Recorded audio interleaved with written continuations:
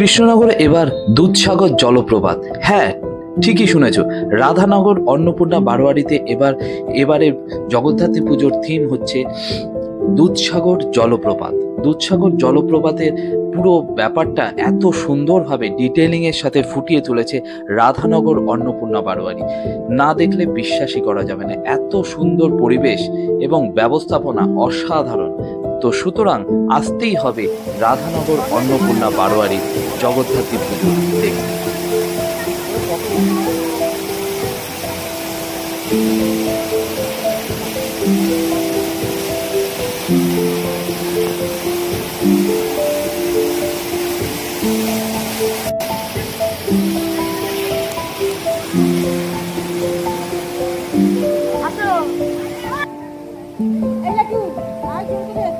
আর হ্যাঁ, অসাধারণ রূপে ফুটিয়ে তোলা হয়েছে অন্নপূর্ণা বারোয়ারি অন্নমাতাকে।